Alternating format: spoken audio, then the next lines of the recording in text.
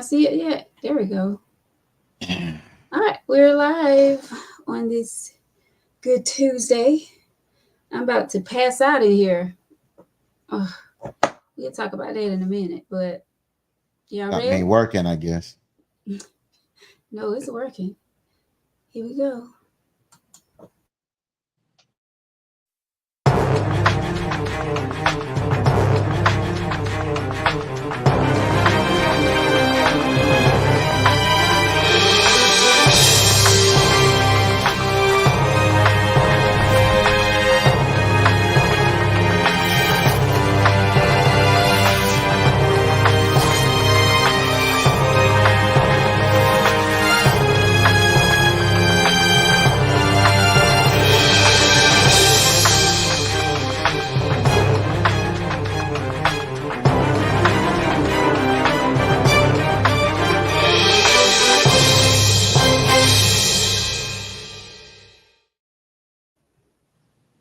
And we are live. The things that happen behind the scenes and trying to run back to the seat is crazy. I got even hotter. So Well, this was I haven't been having the air on since it's been a little chilly outside, but now it's back hot again. I don't know what to do, but it's like hot in here. And PD Electric just would not let up when it comes to the prices. So I'm not trying to have a $500 light bill in October. gonna be hot with nobody. But anywho, we are live on this good Tuesday. I'm your host, Veronica, back with you on this. Got the bell?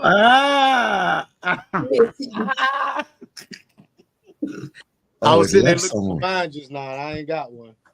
Don't forget to share this, Sister V. Yes, I'm doing that right now. Victor is back with us tonight. Vic White. Oh, excuse me. Okay. I forgot. I forgot Mama had one over there. Yep. Hey, you saw I was looking for it. Wait a minute, let me tag y'all. Brother Fatine, all the way from WBLS radio station, is back with us tonight on this Yeah, baby. Yeah, baby. Tuesday. Let me tag y'all, good people, right quick. How y'all feeling? Good. This is good. You got to drive nowhere tonight? Good. I'm great. Okay. How? Wait a minute. Here we go. New York. Mr. Sammy, if you on here, yeah, you guys up 2-0. All right. He know what it is. He know what it is. It's Atlanta against the Mets. Wait a minute. So you just lick your tongue out? I missed that. Mr. Sammy. What is going on? I ain't looking out the. Okay, don't get me started. What? I can lick my tongue out for different reasons now. Well, we don't want to know. Bro, come on, man. You tweaking now. Bad. Nah, man. You know me, Mr. Sammy. You know we opposite in football and in baseball. So but I love my brother. So how about them Ravens? How about them damn Ravens? Now ain't nobody. How about them Ravens? That's all I want to know. How about they won a game now? Congratulations to the Ravens. Congratulations for the New Orleans Saints. Congratulations for the Giants winning the game. Congratulations for the Steelers being 3-0. I mean, yeah, that's what's happening. You know what gets me is all y'all folks that are Dallas haters bitch and moan because you say we do it every year. How about them boys? How about them boys early? So now we're not saying nothing, and y'all still got something to say. But maybe things will be different. Maybe we won't be talking early. Maybe we'll be talking later this year. So we'll see. We'll see. That's what I'm talking about. All right. So let's roll. All righty then. Anywho. They got some different things going on. I can't remember if our backdrop was always black or was our backdrop white. You just looked at the opening. It seemed like it was black. On our other podcast, we got a backdrop with our logos and everything. So, yeah, but I'm talking about on here. I think it was black. Was it what? I think it was. Hello, Tyrone. Hey, Stacy. Hey, Thomas. Hey, all of you out there for watching. Hey, Carol. Hope everyone is doing well out there. We appreciate y'all for tuning in tonight on this Tuesday. How was y'all weekend, guys? So I came back from I was in West Point, Virginia. I was at their paper mill in West Point trying to help them out with their annual outage, and I was staying in Williamsburg. That's 64, like you going towards Norfolk. And I had a realization. I don't know if that's the word, realization. Yeah, you got that, man, like, as beautiful as West Point is, as beautiful as that whole town is, you really can't enjoy shit by yourself. There was a lot of, like, I don't know if they do this normally, but I was down there 2 weeks and they had like festivals, like live music, even though I don't listen to a lot of that corny shit, but it would have been less, I guess, whatever. And it was realized, like, I have a lot of peace, by myself, but it would have been very much interesting if I didn't take that trip by myself. So, you know what I'm saying? I had a little sentimental moment, getting something to eat by yourself, fucking, going to work, waking up, eating. So it was bittersweet, but that's a gem that, whenever I decide to do, take a leap of faith again, that West Point is probably going to be on my bucket list for me and somebody else to go to. Oh, You doing too much. I'm just doing saying, way too much. That was romantic. Sometimes we all get a little lonely at times when we don't have someone, and you want to spend that special moment, and then we be like, hey, I wish. I didn't say I was lonely. I just said I wish I was there with somebody at that moment. Like, you got to understand, peace is so easy to say you want, but sometimes it's super hard to keep once you have it. And I'm not saying, everybody's like that, but you find your moments of peace, with somebody else. And I felt like if I was to take somebody to, West Point, I should say West Point, say Williamsburg, if they didn't enjoy that scenery, then we probably not compatible. You know what I'm saying? So I just kind of, Tyrone said I had an epiphany, which he's right. I did, because I had time to actually think about, the future and shit like that. I can't even say, oh, because you think it's weird. It is. That's just an expression. Oh, okay. Brother Fatigue, how was your weekend? It was good. Let me just say this, Vic. I ain't gonna get weird on you, but it's those moments when we experience some things like that we realize, oh, I could do something different another time. So that's the good thing. So I won't make it weird. And then when you mentioned 64, I always remember taking 64 into Virginia Beach back in Greek Fest during Labor Day back in them days, boy. We ain't got it. That was before Freaknik and ATL. That's before Freaknik and ATL. But that's another story. Y'all don't need to know that story about me. But this was crazy. This weekend, Saturday, I first stopped in Florence because I'm here in Florence, South Carolina this weekend, and the Delta Sigma Theta, along with a sickle cell organization, they had a sickle cell walk because September is Sickle Cell Awareness Month. And I wanted to get involved. And I ran into, in Food Line Friday night, I ran into Belinda Simmons, who is running for state senator here in South Carolina. We need to kind of have her on before election day. And she's making her rounds. And I just brought up sickle cell, and she brought up that there was a walk Saturday morning. So I got down there. And real quick, because it's a heartwarming story, was a young lady. I met her family, Tony Yates, her husband, and her two children. Her two children, a daughter and a son, were born with sickle cell disease, both teenagers. and her son had a bone marrow transplant. Very dangerous, very dangerous. But he came out of it. He's successful. He has been cured of sickle cell disease. The daughter is going for something new, this new gene therapy that was approved at the beginning of the year, and she's going to have that done at MUSC in Charleston. And that is supposed to be another cure for sickle cell disease. And if this goes well, these trials that go well for these individuals in there, this might be a cure for those that suffer with sickle cell disease. So I did that, and then I left from there and I went down to Pamplico, South Carolina, and went, for those that are not familiar with the South Carolina area, I went to the Hannah, it's really Gibbs / Hannah Pamplico kind of tailgate.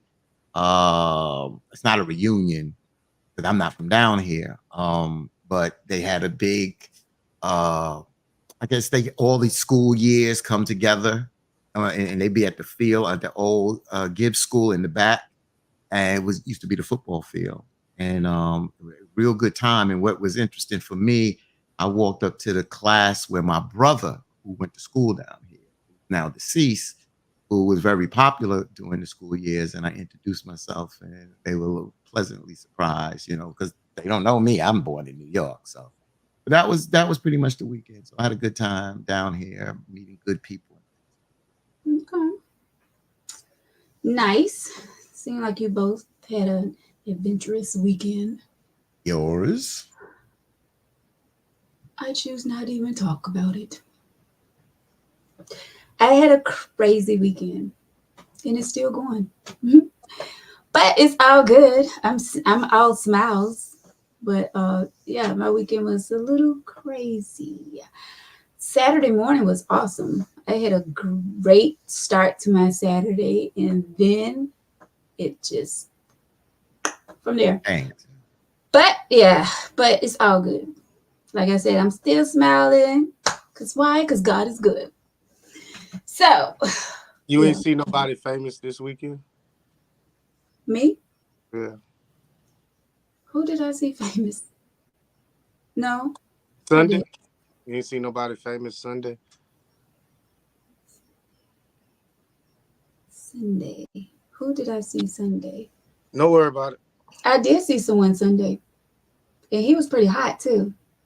Now that you mention it, I did. What you mean pretty hot? What do you mean? He was hot outside or good look? No, like he was looking pretty hot. Like I was like, dang, who is that? Okay, and then I was like, some life in you, baby. Whew. Then I was like, well, damn, that's Victor. Got me. Y'all ain't shit. In the most random place in the damn world. I'm not lying. Where? Not in Walmart. No. Oh. Hey, and I had my toes out too. Oh God. That's I don't know. And the toes was out. Yeah, that was so crazy. That was. But anywho, yes, I did see someone famous. Yeah. But yeah. So, hey, Darlene. Hey, Miss Ellen. Hey, Lois. Lois said my stepmom had sickle cell, and her son has the trait, carries the trait. Right. And for those don't know that this past April was the first year anniversary of my wife passing from complications of sickle cell. Mm. That's why even though she's not here, my daughters have the trait. I'm always going to be active in trying to continue to pass information and knowledge on and help and advocate for those that at times have a hard time advocating for themselves. Oh, 15.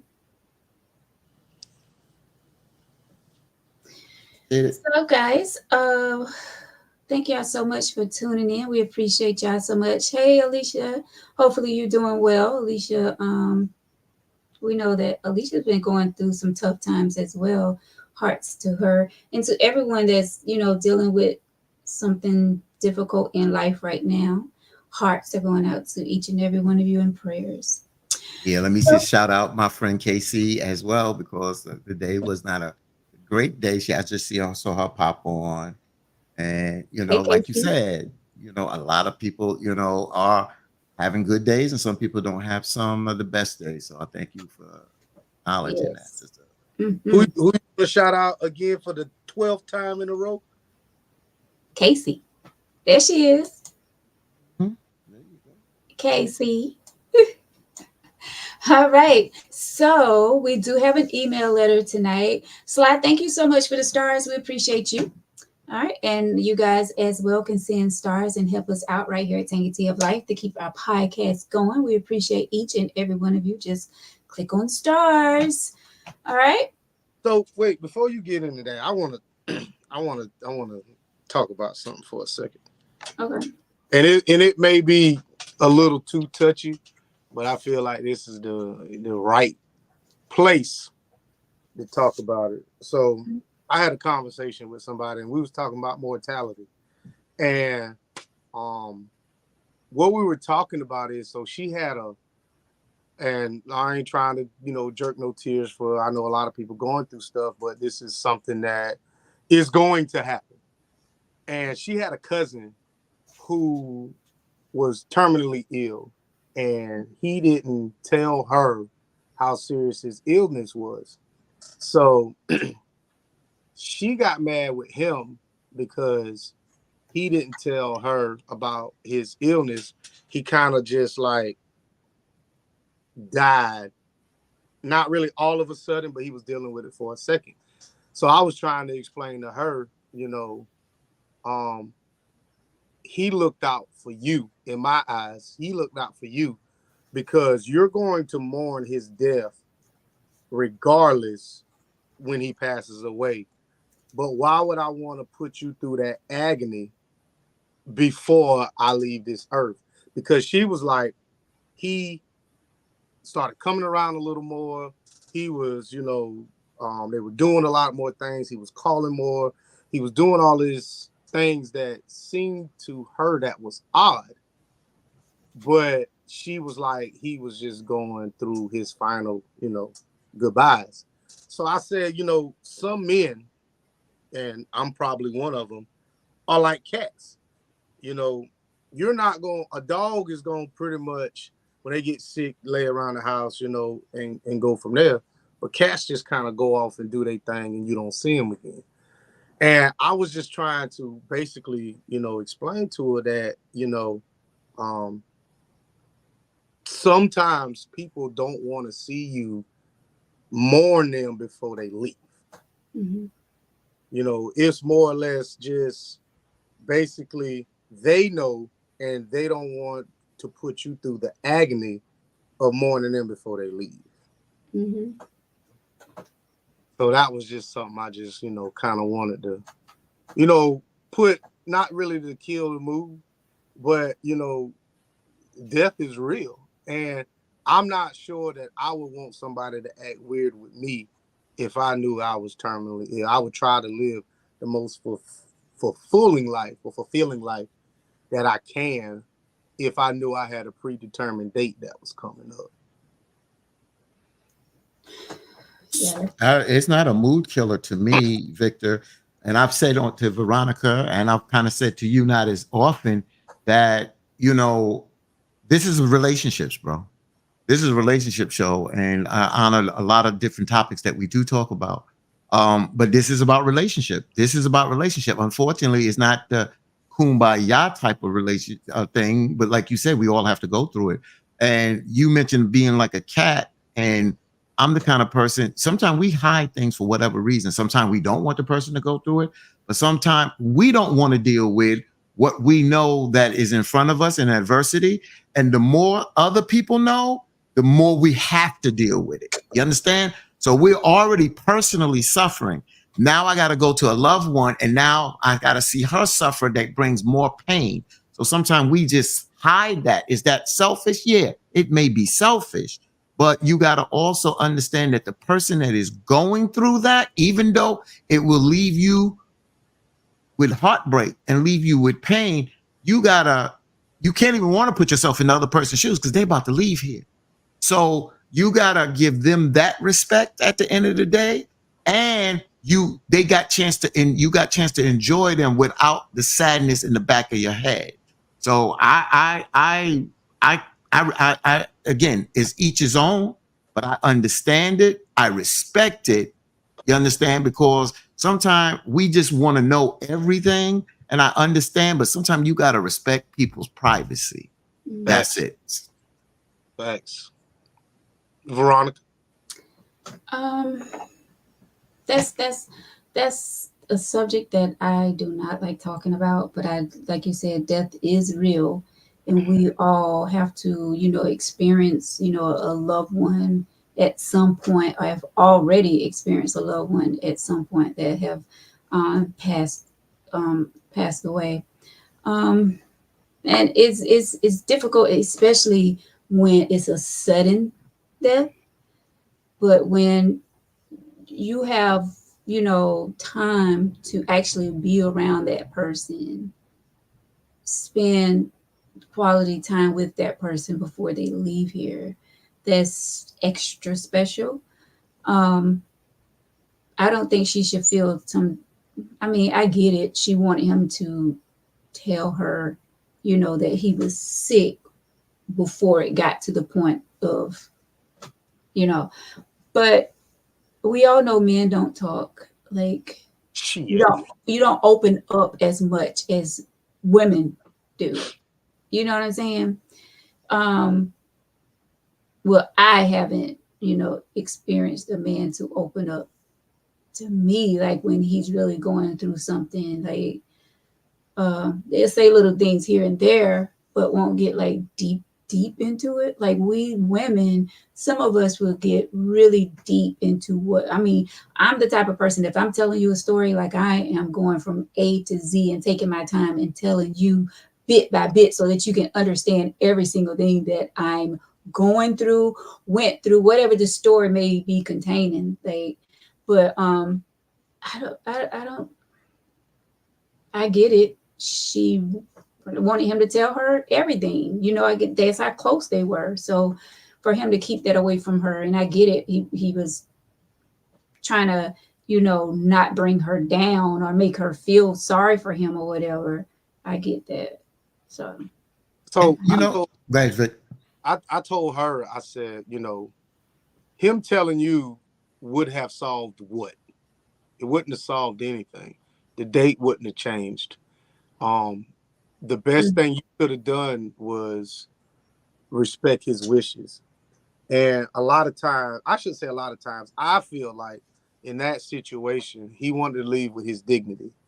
I think women, in a sense, when we're sick, when some men are sick, and we trying to be this strong man and don't want to be this big vulnerable person, sometimes in my past relationships, that's caused the problem because I want to do things for myself, even though it may look like that I can't, and it's taking me longer to do it now than it has been, when I was healthier.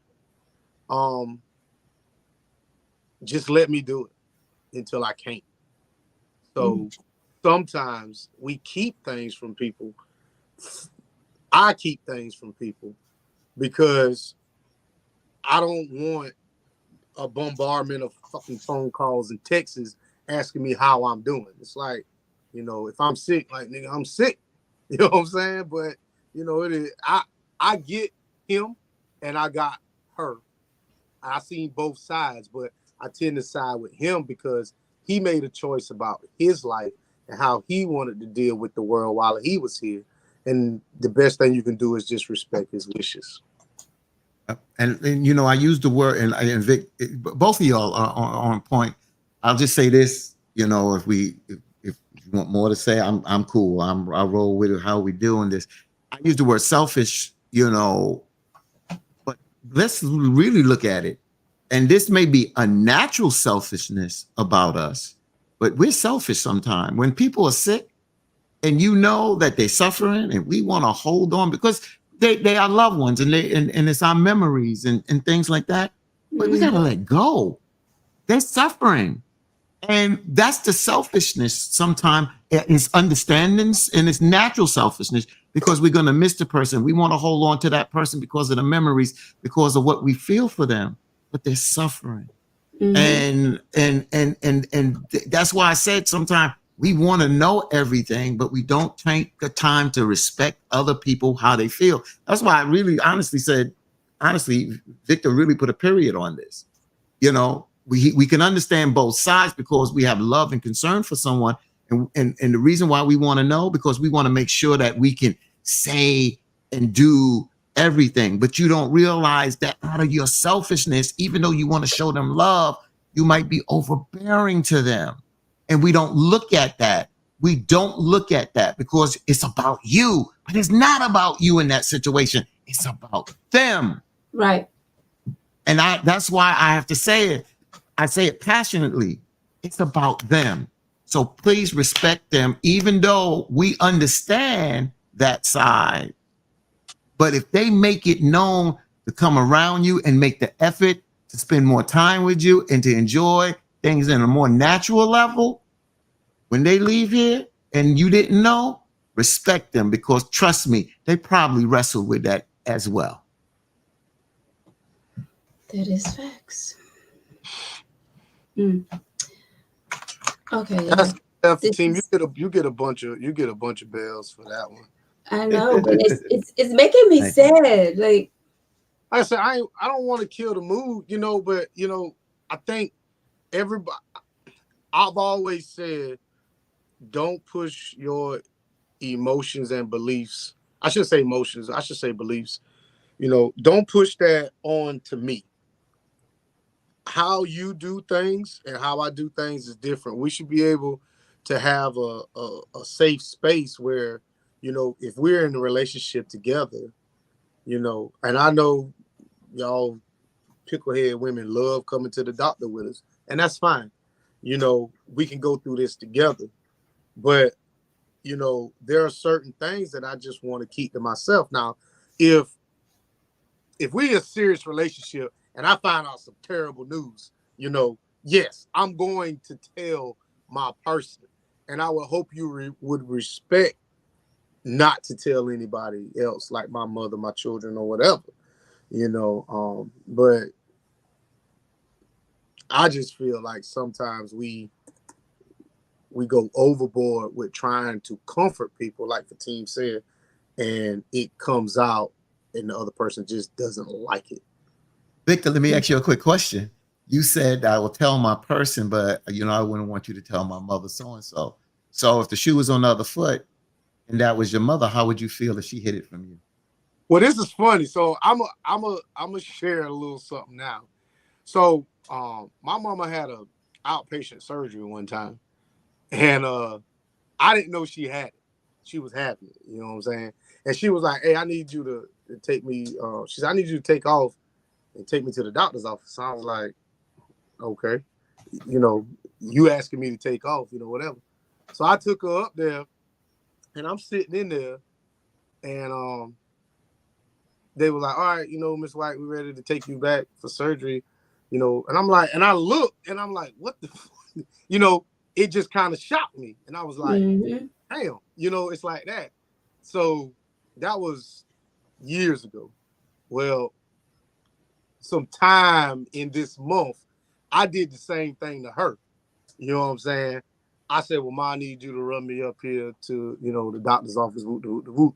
So anyway, she thought it was like a regular appointment. I knew what the fuck was going on with me. So when I went to the back, it was like, "Somebody got you?" I said, "Yeah, my mama around there." So we'll tell her come out. Like, "No, you leave her ass sitting right there. Like, don't you have that woman coming back here." So anyway, when I came up out of anesthesia, she was sitting right there cussing. And I'm like, "Listen, man, I ain't got time for this shit." She should have. But my thing is, if let's just say, I mean, it wasn't that serious, but if I would have died on that table, I wouldn't hear her shit. You know what I'm saying? But I made it through, and I'm okay. So I can listen to your shit now. It's a bit, to me, it is what it is. That's just like my mom had a knee replacement last month, was it? Didn't tell no one but dad. None of us knew. I'm like, I went over to their house because I always try to, make sure I go see my parents or at least talk to them every single day. So I go over there and she got her knee wrapped up, I'm like, what is going on? And she looked, I had a knee replacement. You went up under the knife and didn't tell anyone? Like, I didn't want y'all to worry.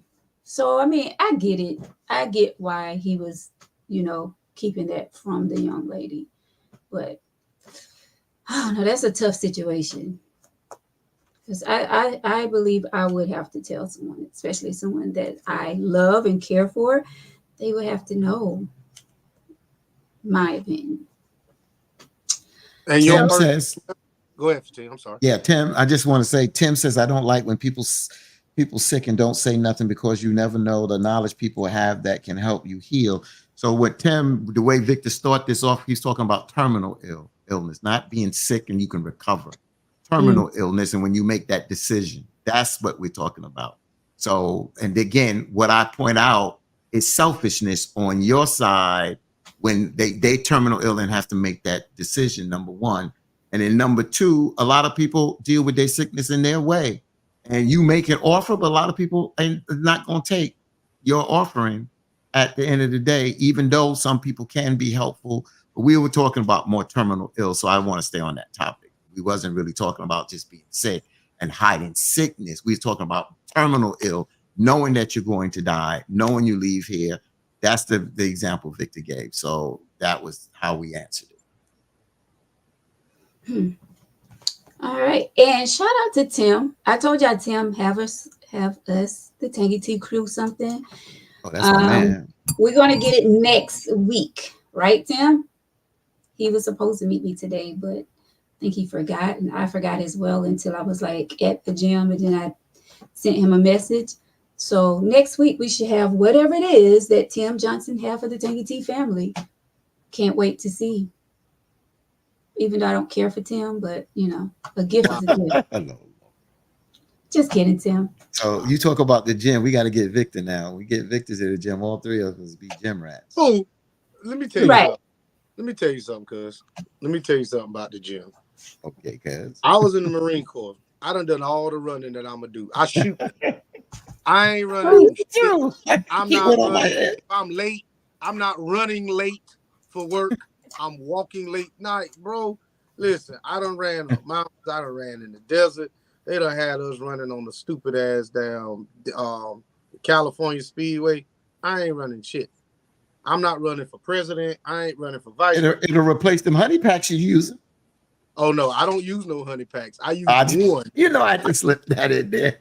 I used one, and that shit had my heart running like a like a SRT Hellcat, and I gave them shits away. Listen, okay. You still using honey packs? No, Victor gave me one, and I used it on my other show. Hell no. He lied because I gave him a honey pack like 2 You gave me one pack. No, you gave me one new honey pack because I had put it in the drawer and I used it. Truth be told, I opened it up and put it in my tea. And boy, for the next 2 days, boy, that thing was working. I ain't never been that horny in my damn life. Boy, you ready to go and ready to keep going. Boy, listen, oh Lord, I don't want to feel like that. I don't give a honey pack. It ain't that much coochie in the world for me to be out there trying to. Hell no. All them honeys, I'd rather be celibate than to go through that shit again. Them was 3 to 4 days of the worst. 4 days. I had a headache. My nose stopped up. My doggone pants tight and shit. What? I'm talking about if the wind blew wrong, cuz that motherfucker was standing up. Yo. Listen, I don't wanna do that. I couldn't even lay in the bed straight. I rubbed across them sheets, and next thing I know, that little t-shirt on the side of my bed called hell. Yo, I did it right on the air. Was your pants tight, Petit? Yeah. Let's. Ain't you got an email letter? Let's roll. I just want to talk about the tight britches. Okay. Man, listen, I couldn't even wash straight, man.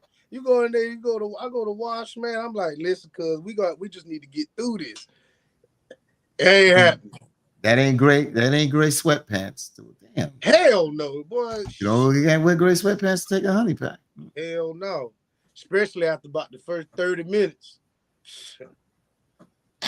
Darlene Bryan say, shaking my head laughing. Carol McDill. Nicole said, seems like them honey packs taking over. I almost rubbed the damn skin off that motherfucker. Oh God. Oh God. You didn't have company over when you took that? Hell no. Nobody, I asked y'all. Let me say this. I asked y'all a while ago, I said, you ever been with a man that was on something? Y'all was like, no. I was like, you know. Oh, you know. You probably have, but y'all was just being, diplomatic at the time. But you know. You know. You're supposed to only take half. I didn't know. I took the whole pack. And my stupid ass, I was eating. I put it on a piece because I had bought the box. I put that shit on some chicken and ate it. Shit. Man, I was so motherfucking hot in that day. Oh God. Listen. I will never do no shit like that again. Never. Ever. I mean, I might, but I do that. It definitely won't. Like Voodoo said, it ain't gonna be no whole pack. I'm talking about listen. Hell no. I'm telling you, go outside and it just. I'm telling you. I couldn't leave the house. Go outside. I couldn't leave the house. You go outside and it's not just on your man. It affects how you feel. It affects how you feel. It keeps you up. It keeps you a little wired. Not high, not high wired, sensual hired or wired. That kind of thing. You ready to change somebody? You ready to change somebody oil? Oh, listen. I don't see how, or check it. I don't see how. I heard check it. I heard ecstasy and Molly make people like that, and if it's stronger than that 100, I can only imagine. Since we being transparent, the first time I took Percocet for, playing ball and hurting, Nifa said, "What?" I just was just going and going. It was not about that. It was just to the point that it wasn't climaxing. It just wasn't coming. It wasn't coming. Not off no. Nope. Wait, off of what? Nope. A Percocet. Not the first time. The first time I had taken it, I had a game, and because I had played all weekend because I played a lot of softball, and I was hurting. I came home from work and I had a 9 o'clock game in the night. Like, take this, and take a nap. And I took it. And when I went to the game, I had 3 hits. I was up. Came home. I'm still wired. It's like, you ain't taking no more of that. Yeah, you ain't gonna get nothing off no perk. That ain't happening. Boy, there you ain't. You gonna just be like on a hamster wheel, just going and going and going and going. Anyway, that's the transparency for y'all out there. Don't go out there and try that, y'all. No, Miss Mary, I don't want any of that. You want some of that if it's good served to you, right? But I ain't saying no. Tyrone said, I don't need that in my life. I mean, not to say that you need it, but I mean, it's an enhancement. Some of them guys go out there and get them spray on beards and all that shit. It's just an enhancement. Some women go out there and get the BBLs. Shit, you better have something. That girl come with all that ass to the bedroom. You better have something. You can't just come there with no mediocre penis. You got to come in there with some 93 octane. Yeah. And a lot of these women, and I'm gonna tell you, a lot of these young women, let's go here. A lot of these young women are hitting weed and doing this. They are like hyped up engines now. They are young ones, hyped up engines, y'all. Hey, Don't think them damn I old am. Thundercats. Oh, fans I'm on the Thundercats, so I know Them once they old go through that Thundercats got they menopause, through now. shit. I know that, boy. They heat up, man. While we get slower, they just hitting that curve, baby. Boy, them damn Thundercats will put you in the ground and put a pot of beans on and come in there with some, what you call that? Some A hash moo-moo? browns with gravy. Man, let me get the fuck off this podcast. They come in there with some corned beef hash, that shit seasoned right, and you laying there with the towel laid over you, and you eating in the bed, and she got on the guiding light and shit. You know what I'm saying? Not the guy, Crock like pot Young and the ready. Restless. Huh? Young and the Restless. Whatever she listen, man. Them damn Thundercats will put you in the ground. You're damn right. Them, yeah. And then she go and put her wig, she go on the dresser, put her wig back on. Boy, Miss Mary slide them down, crusty ass feet across the floor. Yeah, we straight. What? Whew. Yeah. Anyway. What's your So crossover wait a story? minute. 2 comments I need for you to put up. Yeah. Voodoo Child says sometimes you just trying to prove a point, which That's true. is true. That's true. Ego's a motherfucker. And KC says mediocre she's- penis is wild. So I'm gonna tell you this. I'm 43 years old. I got 4 children. If you think that we gonna get up in there and have this chandelier swinging session each and every night, that ain't happening. What did my man Common was complaining about the Eve? I'm tired of hitting that side tail, you know, her turning to the side. Sometimes that's just gonna happen. You ain't gonna get. I'm old. I don't bend like I You used ain't. to. That is not old. Listen what I'm saying. I'm old. Older. Listen, I have a very physical demanding job. I can't go to work lifting ratchets and doggone come-alongs and chain falls all day to come lift your big ass up at night. It ain't happening. It ain't happening. Then you want me to go out there and cut grass the next day and prune the damn flower bed, and then you want me to come and cook ribs on the grill and take your punk ass riding all damn day long and then come back and pull your hair at night? No. You better damn I get want what you. all that. No, that ain't happening. That ain't happening. That's why they invented the rose. There you go. And I'll buy you 2 of them motherfuckers. Leave me alone. We don't You want get that. 2 days. 2 days. What the hell is Wait, that? Victor, what are you I ain't pushing? doing that. Like, my hands are here. You get 2 days. You get 2 strong days out of the month that I'm gonna show off. See, look, that ain't me. I don't know what is that, but you get 2 strong days out of the month. I like when That's Nicole Harris says, "Stop complaining and do the damn thing." That's right.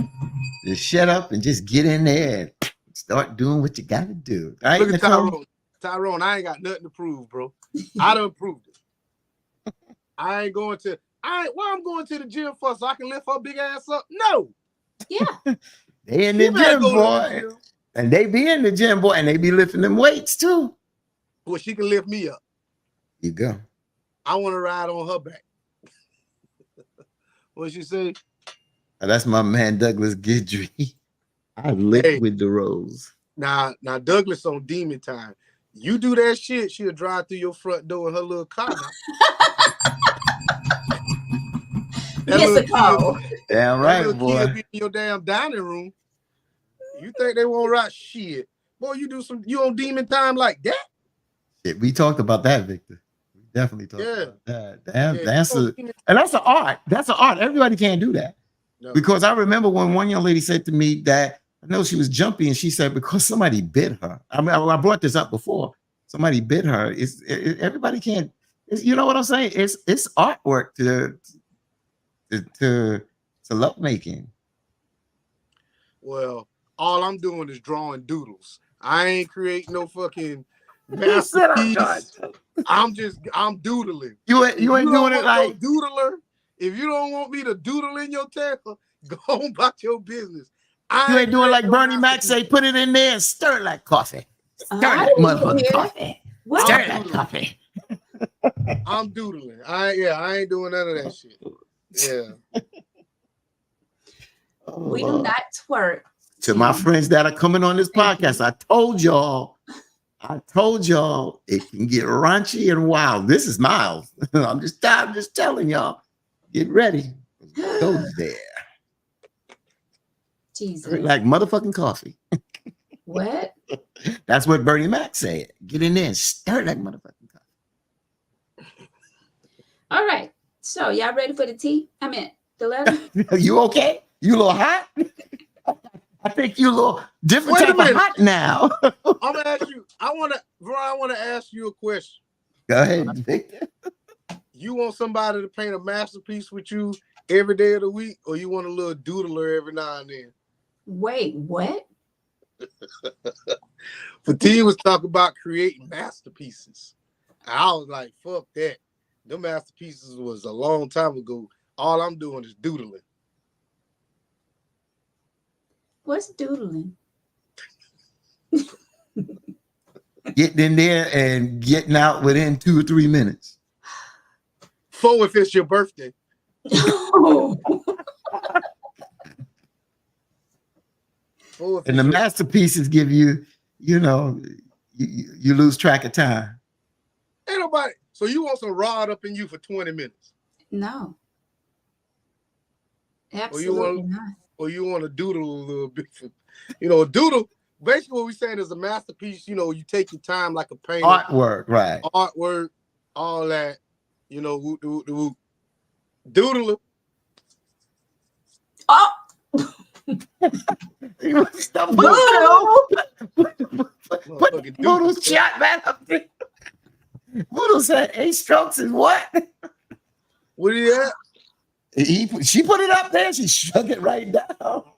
I don't see it. Y'all like he said 8 strokes is a F-U, No. you know what? Casey said, let me get that artwork. You know what? I can't with you all. You can't make artwork with everybody. Mm-hmm. You And then can't. y'all gonna have some Kevin Samuels on your hand. gonna take their last breath on top of you. Oof. What I'm saying is you can't have. Some people just ain't compatible. Nah. They're No, not. this mug hater number 1 talking about make a movie. See, she crazy. I ain't making no damn movie. Yeah, movie. Like Cinemax. You start in the dining room and you wind up in the bedroom and then in the shower and then in the second bathroom shower. You understand? And then you're in the second bedroom and then you come out and finish on the deck. That's what she talking about. That kind of movie. Listen, I Bro. want that.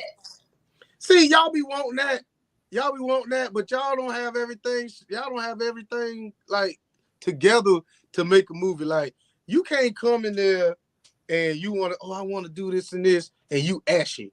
No, you got to be. Everything got to be on point. Your breath got to be good.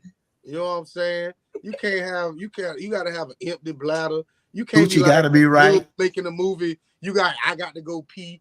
No, ain't nobody want. I'm not getting into that. The movie over. Movie Okay. over. You get up and leave the room. Movie over. So you got to be on point. You all right, Veronica? You ain't got your fan with you? You all right? Listen, I'm telling you. Right, Voodoo. You can't have that bonnet on either. Hell no, you can't have that bonnet on. Hell no. I don't want to hear that. I don't want to mess up my hair. I mean, who's making a movie with a bonnet on? Who's doing it with a bonnet on, for one? Shit. Who ain't doing Who it ain't? with a bonnet on? Shoot. Hey. You'll be surprised, Veronica. Listen, that's the hot. That's what I like. And you do. I like that. I like that bonnet. Hit that head, throw your leg back about his couch like that. And you whisper in my ear, you gotta be quiet. Shit. Oh, Yeah, and you know we ain't gonna be quiet. That turns us on. That just turn. You shouldn't say that to us because we're gonna make some noise now. And you got that little fan in the corner of the bedroom on. You know what I'm saying? It blowing across us a little bit. Oh man, this ain't gonna last long. Jesus. The bonnet is a must. Hey, and I What? might put my little ski mask on. You know what I'm saying? Little role play. Oh yeah, this ain't gonna last long, cuz. Are y'all done? We were trying to get out of this, but you kept going. You the one that said you got hot, so I was done a long time ago. This is the after effects. No. y'all want to talk and cuddle, so that's what we're giving you. And then after all that, Victor, you huffing and puffing, they want to talk. Yeah, I I just can't want, even breathe. Oh Lord. I just want to like be loved like Kelly Rowland was in that movie. That's artwork. I want paint all over me. That's artwork. In who house? You ain't shit. Who gonna clean that up? You must be out your damn mind. See, that's the problem. Y'all be watching this shit thinking, you know, how Mimi had to shower, and how many of them damn girls went in there and tried to climb on their shower rod and about bust their damn head wide open. Do it. Ain't nothing wrong with regular. Bend your ass over. We can do it in the garage. We can do it in the bathroom. We can do it in the kitchen. We can do it outside on the back porch. But if you think I'm about to buy some shit and hook to the Raptors and have a sex swing, no. How the hell I'm gonna explain that if I fall and twist my knee and now the damn paramedics got to come in here and I got a mask with a zip on my face Listen, and you got a damn dildo up your tail and all that? We can't explain that. They know what was We gotta going stop on. that There shit, was some man. freaky. There was some freaky stuff going on. this is how I want you to come out to me. I want you to have on some rain boots. Rain boots. No Timbs. Rain boots. No Rain Timbs. Hey. boots. Because you know the rain is that boot's gonna stop you from slipping, you know? Oh, that much. Oh, that much. Oh, that okay. I want you to have on no shirt and some Speedos. Holding the paint can, walking towards me with the paint can in one hand and the paintbrush in another. Y'all getting hot, ain't it? No, No, we want to see where you going with this because we don't never get this part of your ass. So let's keep going. Keep going. Let's keep going. So when we get on top, not on top like that, but when we approach you with the paint can and the paintbrush, what else? You figured out. All you got to do is you come out that bathroom naked with some heels on and some Reese cups. Oh, it's on. So Lois Parker says, I guess you. Wait, Fatine. Wait. What are you about to say, bro? So what's wrong with my request? Why I have to come out the bathroom naked with heels? Because I'm going to slip in the paint. I can't eat that paint off of you. But them Reese cups, I can. They have edible paint. That's correct. Look it up. Nasty, but it's there. It's true. Well, anyway, what you about to say? Who, me or Veronica? Petite. Oh, what I was saying is Lois Parker's mentioned something that I wasn't familiar. She said, I guess you never seen that show Sex Sent Me to the ER. I never knew if that's true. I never knew there was a show, and I'll look at it because that's some freaky stuff. I mean, there's a lot. I mean, I'm a New Yorker. So, you know, Times Square or the Village, they have nothing but sex stores. Well, Times Square is not like that no more, but the Village, they have nothing but the Pink Pussycat. That's a real store. And there's a lot of, I always talk about a lot of Kama Sutra products because the Kama Sutra products really taste good. There's a lot of things that are edible that are not good that taste good at all out there. But you're right, Veronica, there is edible paint and stuff like that. There's a lot of people are freaky and they do things behind closed doors, and that's their thing, and there's nothing wrong with that. But sometimes you won't know. Victor, I don't know if you ever ran into somebody that seemed to be quiet But when they get behind closed doors, they are something else that you never expect that they had that in. Well, yeah. So the good Lord gave me some equipment. That's all the equipment I got. I don't need no help. I don't need no spotter. I might need you to help me in there every now and then because I can't see, like I used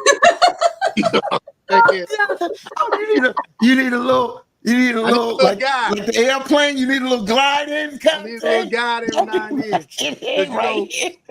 A lot of women now, at one time you used to could follow the hair, but you can't follow the hair no more because everybody bald. So now you just gotta be like, listen, cuz I need you to go ahead and help me out with this. And we good after that. So Voodoo says Veronica wants to get spanked with the paintbrush. Well, yeah. Sounds like you wanted to in Home Depot. Taro says heavy on the naked with heels. Yeah, I bet so. That's all. Leave that lingerie. That lingerie cool. Okay, yeah. All you need is your church heels on. Matter of fact, come in there with them Usher gloves, naked. White. Say, where would you like to sit, sir? Oh man, it's over with. It's over, and I'm going to church in the morning with you. Damn right. That sounds. Yeah, that'll work. That sounds. We going to church, and I'm sitting up front with your mama and them. I'm sitting with your mama and them like this. Be like, and they go to Tide and they ask for visitors. I'm standing up. I done fill out the card because you done blew my motherfucking mind last night. Hell yeah.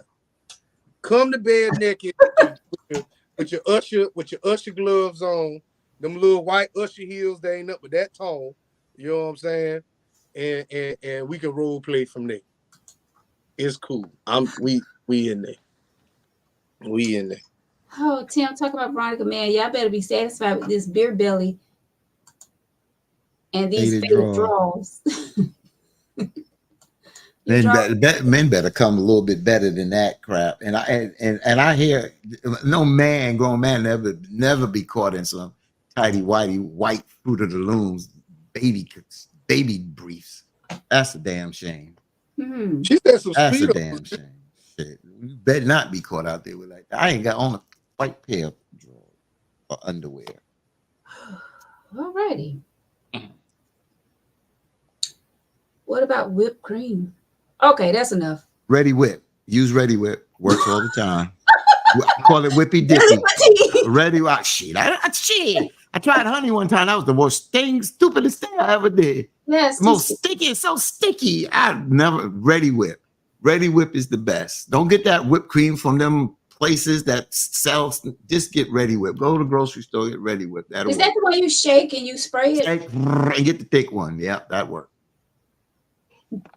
Fit it right there on the titty. You know what? And it stays in place. Whoa! I'm sorry. You say get the Ready Whip. I call it Whippy Dippy. All right. Well, let's move on. I try to get to this letter.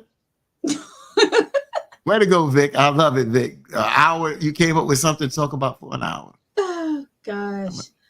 All right, ladies and gentlemen, sit back. We have an email letter heading your way. Thank y'all so much for tuning in to Tangy Tea. We appreciate y'all so much each and every Tuesday, 8 p.m. right here live on Facebook and also YouTube. Shout out to all of you watching on YouTube, whether you're watching because you love the show or you watching. Dear Tangy Tea of Life, I'm writing to you today in the hopes of receiving some much needed guidance on an ongoing issue in my relationship. My boyfriend and I have been together for 2 years, and while we have a strong connection, he deeply cares for one. My boyfriend and I have been together for 2 years, and while we have a strong connection and deeply care for one another, there's a recurring problem that we can't seem to resolve. The main issue revolves around communication and emotional availability. He tends to shut down emotionally during disagreements or challenging situations. Instead, of talking things through, he becomes distant and withdraws from the conversation. This makes it nearly impossible for us to address and resolve any problems in our relationship.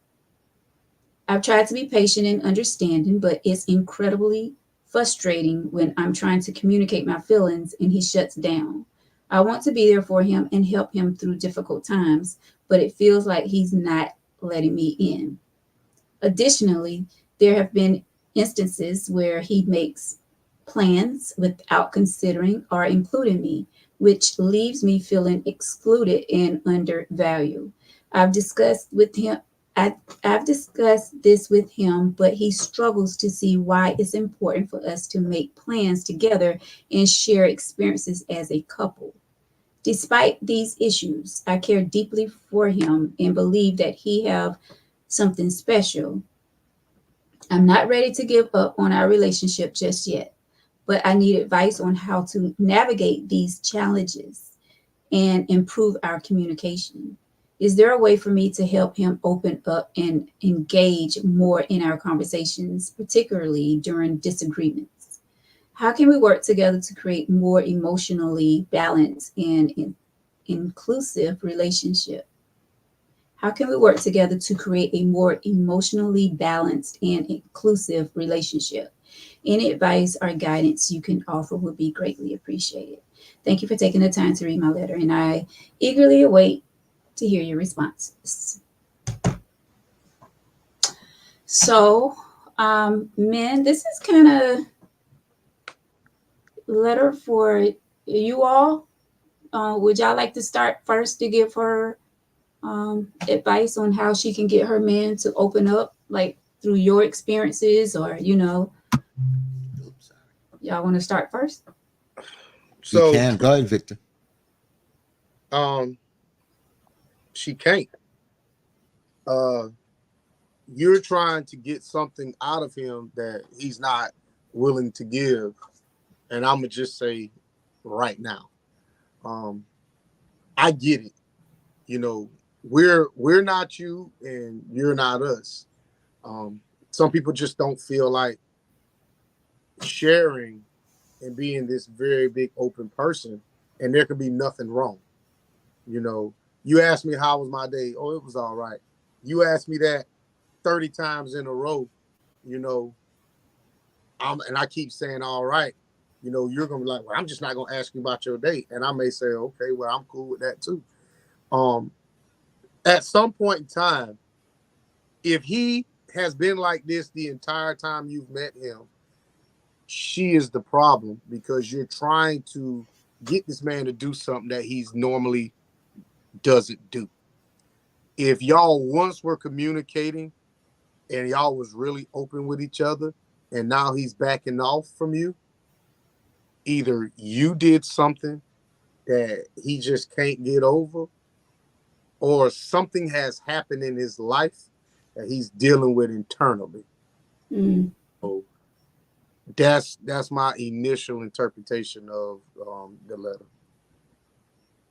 So for me, this is one that I said, I'm thinking like Victor on this one, because I listened to this letter. Now, I'm going to say this because I really don't want to come back to this. I can answer this from a hypothetical situation and assume things. But I'm going to give it to you the way she said it. Not one time did she say, did he ever give a reason why he shuts down? And if you are talking about communication, since you wrote the letter, now there's one thing I will deal with you, and I will take your side on, sis, and I'll get to that there.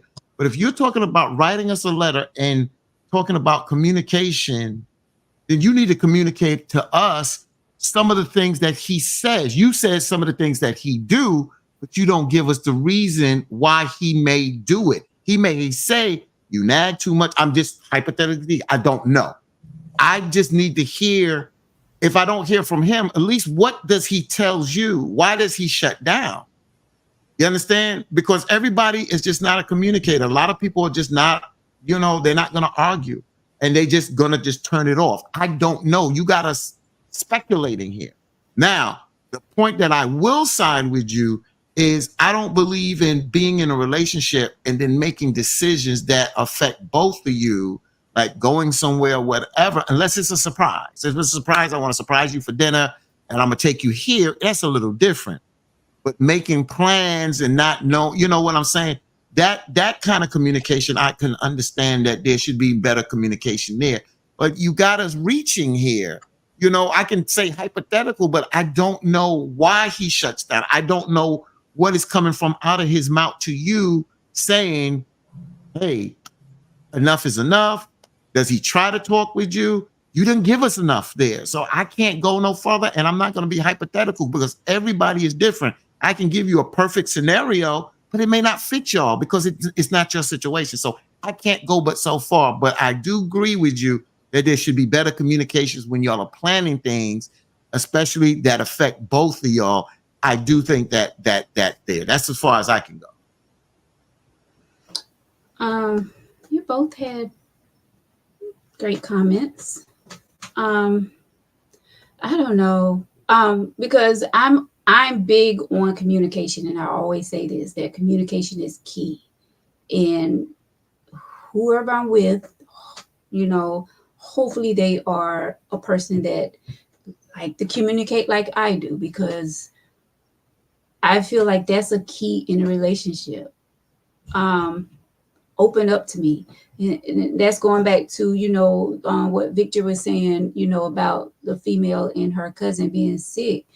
I just feel like some men are not going to open up, you know, totally with a female. But I don't know, man. I don't. That's why I wanted you men to go first, because I really don't know what she can say to him to make him open up. There's some good comments coming through as well. I just think that it takes effort from both sides, you know, to work through issues and grow together as a couple. It takes both. Like, one person can't be trying harder than the next. It takes both. Like, it takes both of you to communicate. And I don't know. That's hard, because I feel like she is crying out, you know, because she said this may be a situation where it ends the relationship. Go ahead, Victor. I was just going to say, we need more. We need to hear. So for us to help, we got to hear kind of like both sides, because now we can hear a viewpoint. You know what I'm saying? That's where I'm kind of lost. Sides. Huh? We never hear both sides. I know, but in this one, you're not giving. Okay, for instance, I give you an example. If I'll just use, if she, I know that if I went on and on about something, she would shut down. But in my letter, I would say to y'all, the reason why she shuts down, because she's told me before, I'm not a child. I don't need, especially if I know I'm wrong, I don't need to be labeled it. You understand what I'm saying? So I can give you the reason why she shuts down. She didn't give us a reason why he shuts down. He just shuts down. And what can we say? We don't know, because I can sit here and see examples. My father just get it back in the day when my parents was living. My mother went like this too long. If he ain't tell her to shut up, he get his hat and he's gone. He grab his saxophone, he go downstairs, he blow the sax. You understand? Because he ain't dealing with that. I don't know. So what do we say here? That's what I'm lost on. So my whole thing is communication is not always words. This man is communicating with her. It may be nonverbal, and she's just not picking it up. One thing I will say about and Winter makes a very, very, very good point. Let me see if I can go back to it. Not saying she is, but if her communication is or sounding argumentative, then he's not going to talk. So I understand that, and I ain't trying to be funny. My mouth can lift you up, but it could probably tear you down just as much as I lift you up. And as a man, it's taken me a long time to realize that arguing with a woman is a lose-lose situation. I'm not going to win with you. So the only thing that I can do in an argument is not give you the feedback that you want. So you're sitting here wanting me to communicate with you, and you may have done something that I did not like. I'm just speaking. I'm not going to give you the benefit of the doubt for you to know why I'm mad.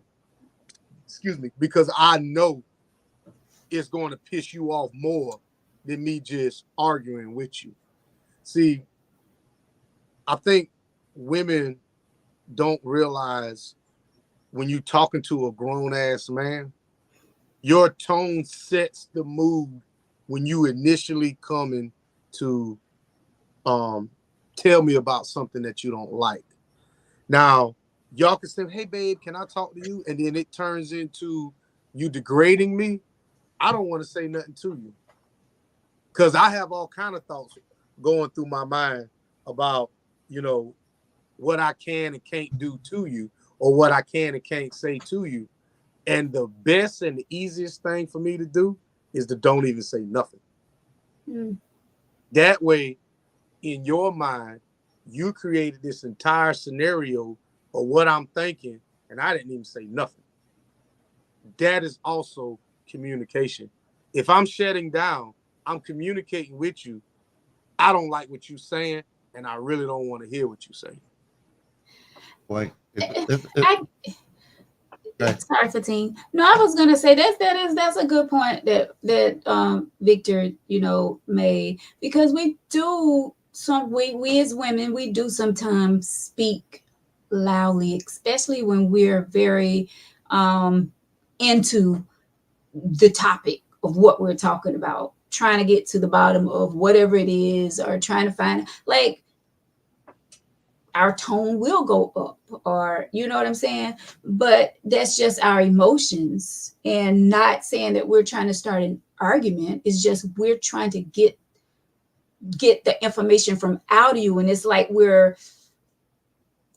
trying to force it out of you, and we just want you to just come out and say what it is that we want you to say. So our tone is going to sound off, and you all men are going to take it as we're arguing. And you are trying to get to the point. Sometimes we're not. Sometimes we're not arguing. Sometimes we just want to get to that point, and like I said, and our tone will change. And that's not okay. That's not okay. Because you want something, you're not a child. You can't get everything you want. These are two adults trying to come together and coexist in the same space. You're not going to get everything you want.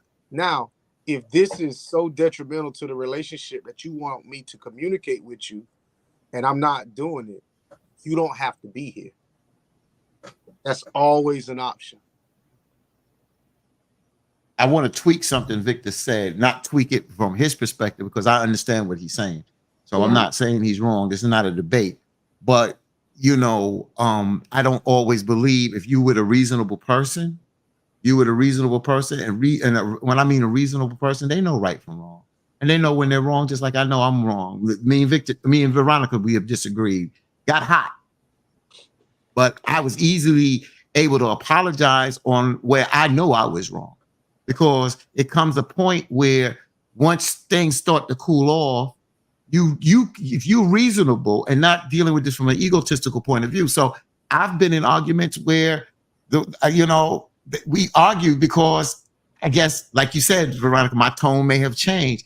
But let's just say, I'm just saying for this point of view, she was wrong. She knows she was wrong. And I've been with some reasonable people that have rectified it. But I remember where Hanifa has shut down. I'm just using that since I was in a long-term relationship there, that at that moment, she's shutting down. She ain't doing it. I done told you so-and-so. Even though she may be wrong, she'll come back the next day and say, I knew you was right, but I wasn't giving you the benefit of that day because I was pissed off. I was pissed off, and we all get pissed off at times. but she could come back and say, this is where I was wrong at, not kissing my butt, because I don't want no passive woman that. So, and I don't think a woman wants a passive man, so-and-so. But when we're wrong, we're wrong. And, you know, we can admit when we're wrong at the end of the day. And when you got reasonable people there, sometimes the smoke has to die. It has to die down. You understand what I'm saying? Because when you really understand and know that you're wrong, you still going to be combative because that's the nature some of us have. But once it comes down, you know, that's why I said men don't always lose every argument. You know, I just don't, you know, depending on, like you with a bullheaded woman and some bullheaded women or bullheaded men, you know, at the end of the day, they ain't never wrong. They ain't never wrong. And you hear that come out during the argument. You know what? I can't win with you because you ain't never right. I mean, never wrong. And I've seen that and heard that. So I think the hardest thing for me to do is to see what my partner sees from their perspective. Now, me being a third party, watching two people interact with each other, that's very easy for me to kind of see somebody's point of view. But I will say the hardest thing, because I feel like I make good decisions, and that's just how I feel. Now, when my partner points out some of the things that I've done or some of the things that I'm doing, I don't see it from their eyes. So once they tell me this is what I see, I cannot dispute you on what you're saying. So while I'm doing whatever it is that I'm doing, I'm not seeing it how you see it. You have to let me know that, Vic, you know, you ain't paying me no attention. And I'm like, so-and-so, I'm just going to work. You know, I'm doing this. I'm working a lot of hours. I'm coming home. I'm tired. I want to go to bed. That's how I'm viewing this situation that we got. I have no intentions to hurt you, but I'm not seeing that I'm neglecting you right now. The only thing that I'm focused on is what's in front of me. So when you bring that to my attention, I also have to be receptive in receiving what you're trying to tell me. But if you come at me with some bullshit, I don't want to hear it. You know, a lot of times you have to approach the situation as humble as you can, even though you're hurting. It's not like you kissing somebody's ass. This is a touchy situation. Your feelings hurt. Mm-hmm. So you only see that I'm ignoring you, but over here I'm looking like this, and that's when we can have a conversation. But just the initial approach is gonna set the tone of everything. That's true. I guess. So we got a lot of good comments coming through. Hey Stevenson, I didn't know my brother was on here. For a long time too. long time, Really? yeah, yes. Oh, hey yeah. Stevenson. Let me see. Believe me in you. He got somebody. He is listening. And remember, some doesn't operate right under pressure. That's true. When a person is guilty, Go ahead. you know. That's another thing. You know, it's easy to always say somebody cheating. You know, everybody don't cheat. There are some that do. There are some that don't. But I honestly feel like for a man, and this, I ain't gonna want to get personal, but for somebody to shut down, you hurt my damn feelings. Mm. I'm trying to spare yours because I don't want to say something that I know I can't take back, that I know I can probably dig, and this argument is gonna go further than it should. See, some women will approach a situation with their emotions, and once I start to communicate with you about what I think about what we got going on, then it becomes I'm a one up you. Okay, like the clothes on the floor. You leave your clothes on the floor. Well, baby, you know you can pick it up because you know I'll be tired and I'll do this. Well, you ain't too tired to go hang with the team to go watch the Mets game. See, now you talking about something fucking different. Let's keep it to the clothes. See, now I'm gonna take offense because no, I'm not too tired to go hang with Fatine, but you're right. I can move these clothes, but I'm just letting you know these certain pair of underwear that's laying on the ground, I was tired that day. If you saw them, just pick them up. It's that simple. Don't I pick the tab up when your fat ass hungry? Why I gotta be fat? Well, that's see what I mean? That would be something that I would say. You could be 100 pounds, and I would say that because now it's going to get personal. And I thought about this the other day of Veronica and Victor. And when I say this, it's why do we say we love people? And I'm not saying we don't love them. We get in these relationships, but sometimes as we go into relationships, we communicate better with friends and coworkers than we communicate better with our significant other, our wife or husband. Why is that? And we've talked about this early on our show about how a woman can get dolled up to go to work and then come home and put on that t-shirt, that dingy t-shirt, this, that, and the other, and don't look good for her man. We've talked about that. But why is it? Because I was just talking with a matter of fact, young lady in the chat, KC, last night, and I was saying that when you have respect for somebody, that don't mean you won't debate, but sometimes you don't want to argue and say hurtful things. So yeah, me and Hanifa and me and my exes have gotten arguments, but there were certain key words I never used. I never called them a B. I never, because I had that much respect. I don't care how mad and mad I get. And the same thing was on their side because a woman words can cut. Somebody just put that in the chat.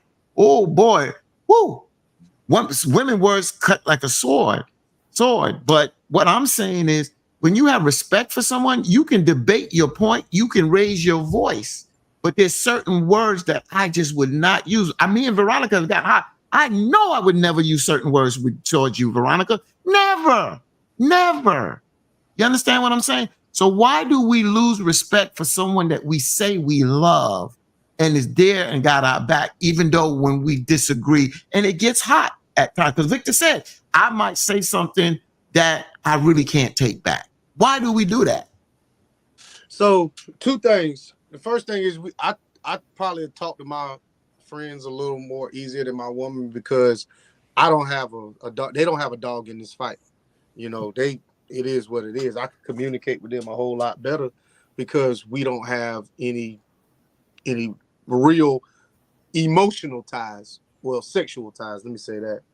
But when you're talking about the disrespect, sometimes if we live together, I just want you away from me. And I can't walk but so far without you following me. So what I can do is either I can say something to get you away from me or just leave. And sometimes it's easier just to say something than to just leave. Because me trying to get my car keys and walk out the door, now you walking behind me and you doing all this, I ain't trying to live like that. Yeah. And I'm guilty of it too. When somebody's done with the conversation and I still want to get my point across, I'm gonna still be talking, and the conversation is over with, and that last little bit of words can be very detrimental to the relationship, So Right. sometimes it's just best not to say nothing. Yeah. Real quick, I hope this is not cliche-ish, but we talk about anger management, and this falls in, like Victor said, I'm not going to go sit on somebody's couch. We haven't had this conversation in a while, but there's a lot of us, because we were talking about this today because September is also Suicide Awareness Month, and we was just talking about mental health challenges that a lot of people go through that they don't really go get help for, where they don't feel that they need, or they don't want to expose or bring somebody into their life. But when I talk about anger management, some of us get so angry, because my younger daughter was talking to my oldest daughter 2 weeks ago when I was in New York, and she was talking about how she has gotten so mad that she's seen black. That's when people black out.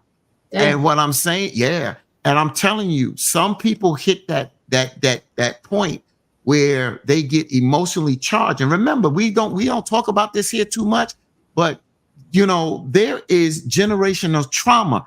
We saw our parents do it. We saw our uncles and aunts do it. So we feel that this is normal. So when we argue and we get like that, and we not only argue, but sometimes we put hands on each other, we think that's normal because our parents did it, because our uncles and aunts did it. That's generational trauma. That doesn't mean it's okay because they did it. That doesn't mean it's okay. And a lot of times people lose it and they don't realize they can trigger. Because like I said, somebody throws something at me, and what if they throw a vase at me and hit me in my head? Now I'm human. I got emotions. Like somebody said, emotions are in it. Like Victor says, there's more involved in that relationship. So now things is really brewed and got out of hand. So that's why I'm saying, when you start to notice these things and you know that you're out of hand and you can't control it, there's something wrong and you need help. And there's no ifs, ands, and buts about it. You need help. So two things. One thing I will say is, you know, my problem is with a few things you said is when you said, you know, you said we seen our parents do it. Right. But we celebrate our parents being together 40, 50 years. Mm-hmm. So you can't do both. You can't celebrate them being together 40, 50 years if you watch them, you know, argue or whatever. That's just a part of the relationship. I'm not saying it has to go however far it went, but that shouldn't be a celebration no more. You celebrating two people that's been together an extended period of time that at one point in time they didn't like each other. That's not a celebration. I agree with you. It's not, and it shouldn't be a celebration if it's a toxic relationship. The second thing is, there is no, you saying breaking generational curses. I don't see where that's a curse, because even as kids argue, kids get upset. Everybody, we're sitting here talking about therapy. That is some new shit. I'm not saying new as far as it's just become something. This is something that people all of a sudden just took to this fad, going to sit on somebody's couch. I've seen people that have argued, fought, been married, divorced. Those are the people that I want to pour into, because I want to know, bro, where was your mistake at? Would you go back to your first wife? Tell me, where did you go wrong? Did you choose wrong? Did you make a bad decision? That's where I want to get my therapy from. This lady that's sitting here talking to me, or this preacher sitting here with this facade, not all of them, but some of them, I don't know you enough to trust that you're going to give me the right decision. I'm not saying I want to talk to a crackhead about not doing crack. If I seen somebody in a relationship, he gets out of it and he's happy over here, I want to know, bro, how did you find happiness?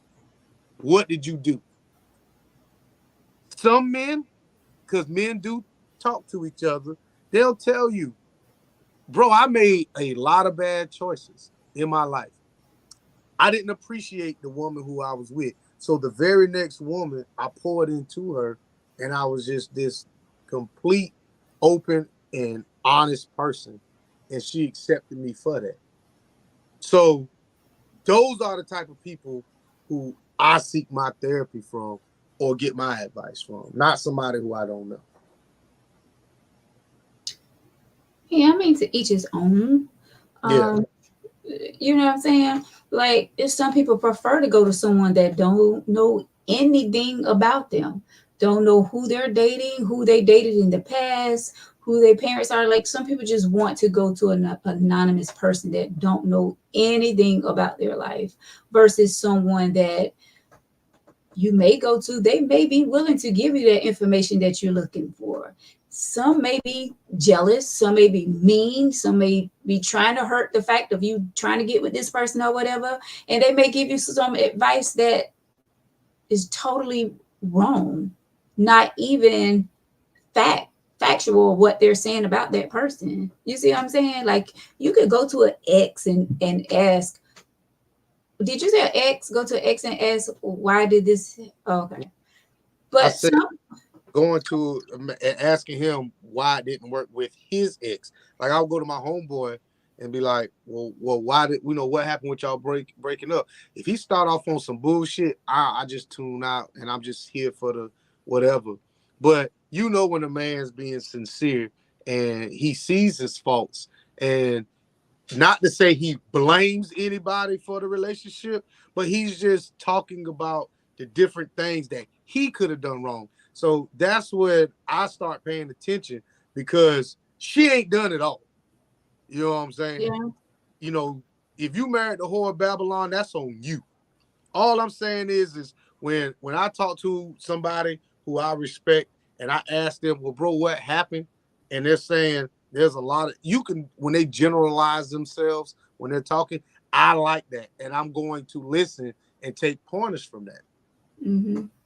But when they start pointing the blame, Yeah, because it's two sides to every story, and I feel like in a situation like for a divorce, for instance, I feel like there's blame on both sides of why it didn't work. Some may be greater, of course. There's one side that's greater than the other side, but there is a little piece of why it did not work on that other side as well. And I feel like people don't realize that your therapist can be biased too. They can hide it a little better, but you know, asking I'll say this: if I with somebody and she has a traditional mother, I am going to confide in her mama. That's just how I feel like I will feel better doing that versus going to a therapist. Mm. So I walked through that. I walked that road with my first wife. So it was, put it like this, and you don't hear me blaming her a lot, because I used to say, you know, like people would ask what happened, and I could give like two sides of the story because it was obvious there were certain things on both sides there. But I never really threw her under the bus because it was about growth. It was about growth. And I also, like you asked Victor, what was my mistake? My mistake was I did something because I let pressure from religion. Oh, I'm doing this walk of life.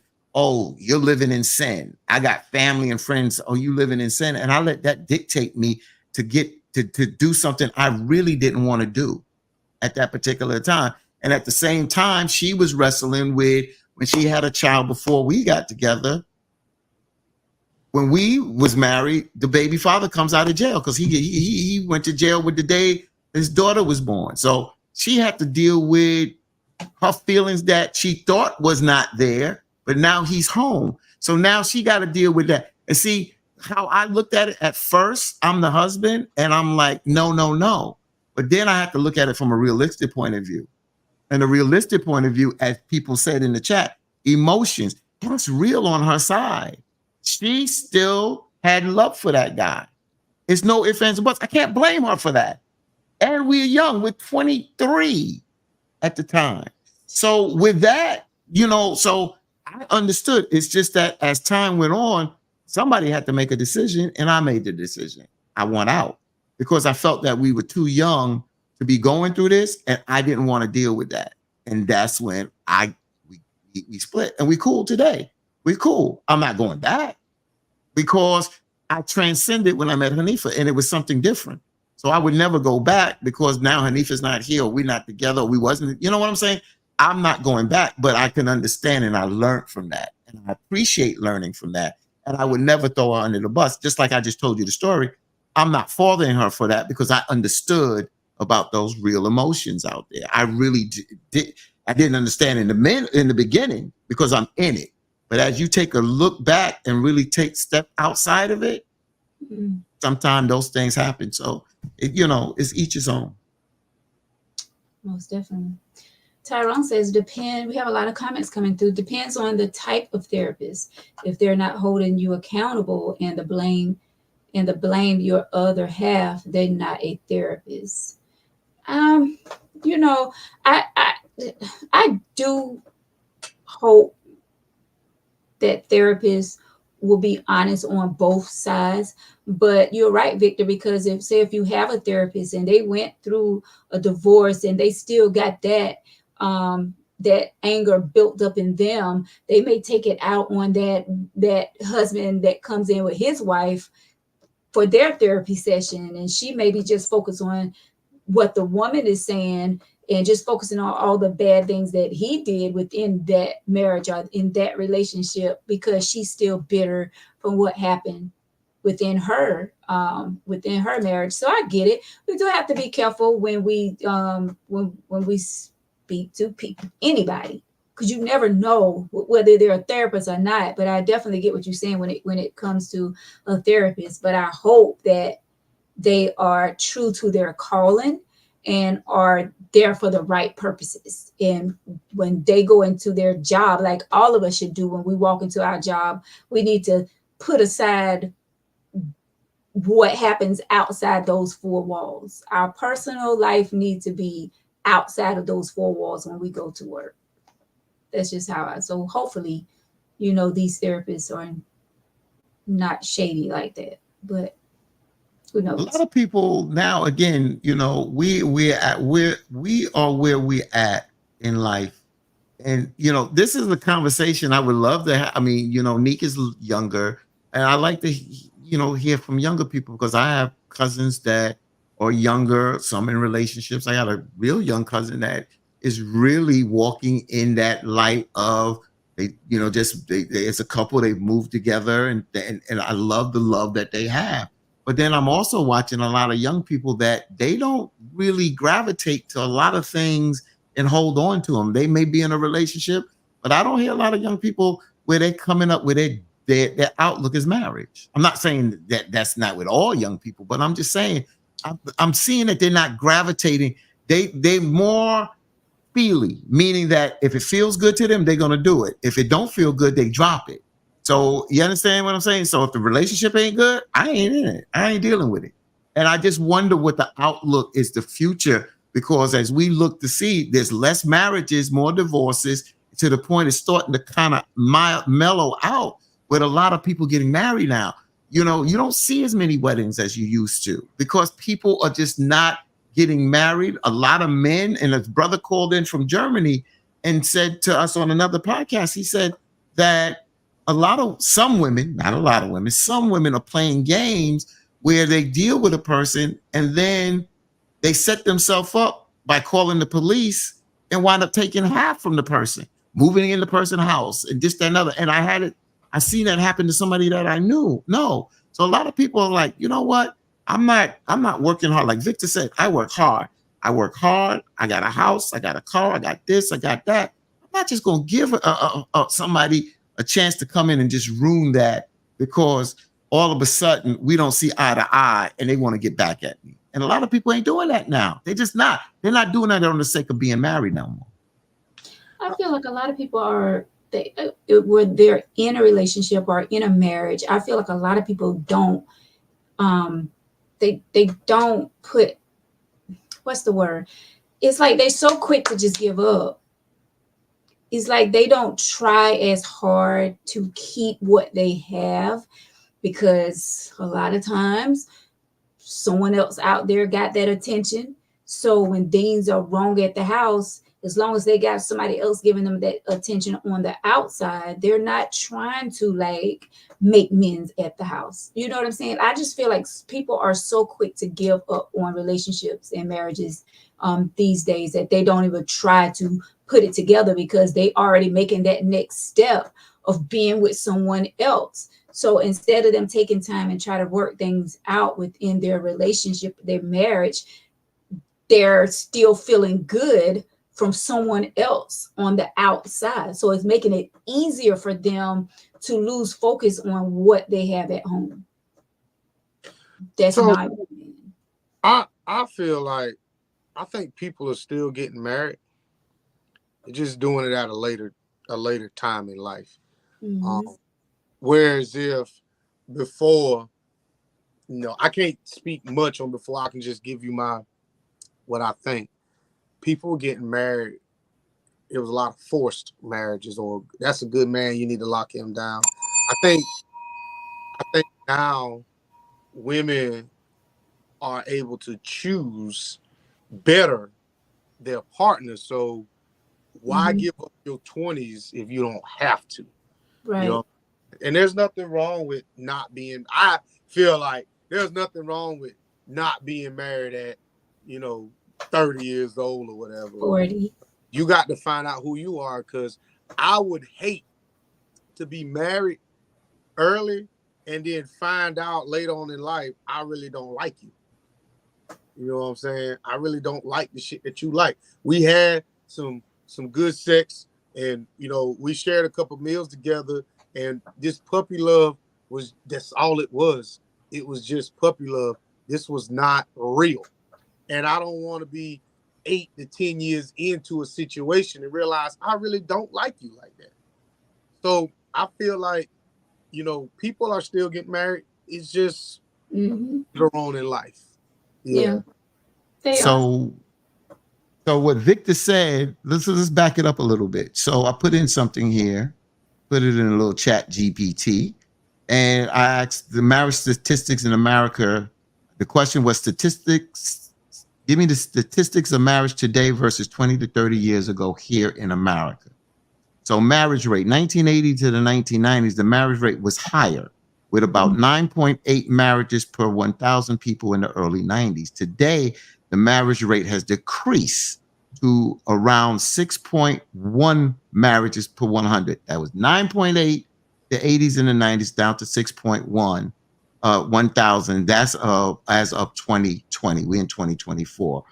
Age, what Victor said, 1980s, 1990s, the median age at first marriage was lower. In the 1990s, the median age was about 26 years for men, 23 years for women. Today, people are marrying later. It's what Victor said, with the median age at first marriage now around 30.4 years for men and 28.6 years for women. That's as of 2 years ago, 2022. Divorce rate, 1980s, 1990s, divorce rate peaked in the 80s, but was still relatively high in the 1990s with about 4.7 divorces per 1,000 in the 90s. Today, the divorce rate has declined with 2.3 divorces per 1,000 people. But now when you talk about cohabitation or shacking, 80s and 90s, before marriage was less common, often stigmatized. Today, cohabitation has increased significantly with many couples living together before or instead of marriage. In 2022, over 70% of couples reported cohabitating before marriage. And that's what I'm trying to say, that the shift here in America has definitely changed. So Victor is right. People are getting married older, but it's not the same amount. And more people are cohabitating. They are not going and getting a marriage license because they feel that the court system and how the system works, it just works against you. And a lot of people just don't feel, they feel like they're giving up too much when they say I do. That's all to it. Well, and Mr. Sammy, I saw Mr. Sammy comment pop up. Thank you so much for the stars, Mr. Sammy. I saw your stars earlier on in the show. Thank you so much. Let's see. We do have a lot of comments coming through. If y'all see any that stands out, Sammy's last comment. Mr. Sammy's. Fatine, what will a man gain by getting married? He honestly can gain some type of stability.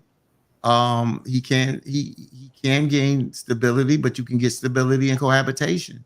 So what do you gain in marriage? A lot of men look like they feel like they can lose more in marriage than not getting married.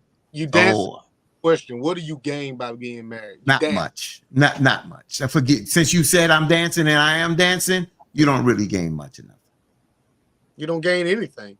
Yeah, you don't gain much enough. Well, some people think they've gained that person, like they're mine now.